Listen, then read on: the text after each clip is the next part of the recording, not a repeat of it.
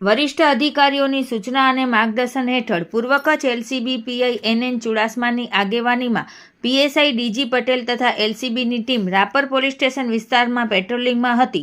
દરમિયાન બાતમી મળી કે પૃથ્વીરાજસિંહ ઉર્ફે ગંટી કેન્દુભા જાડેજા તથા નરેન્દ્રસિંહ પ્રવીણસિંહ વાઘેલા સાથે મળીને બહારથી ફોર્ચ્યુનર ગાડીમાં ગેરકાયદેસર રીતે ભારતીય બનાવટનો વિદેશી દારૂ ભરીને ચામુંડાનગર મધ્યે આવેલ પૃથ્વીરાજસિંહના રહેણાંક મકાનની આગળ ખુલ્લા પ્લોટમાં બંને સાથે મળીને ઇંગ્લિશ દારૂનું કટિંગ કરી રહેલ છે અને છુપાવવાની તૈયારી કરે છે. જેથી બાતમીના આધારે પોલીસે પૃથ્વીરાજસિંહને પકડી પાડ્યો હતો.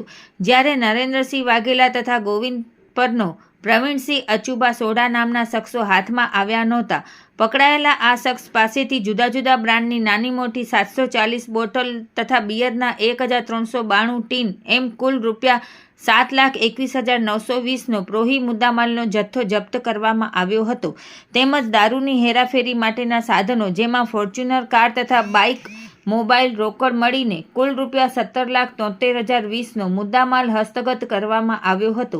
આ કામગીરી લોકલ ક્રાઇમ બ્રાન્ચના PI NN Chudasama, PSI DG Patel તથા એલસીબી સ્ટાફ દ્વારા કરવામાં આવેલ છે. રિપોર્ટ ભારતી માખીજાણી, ગાંધીધામ.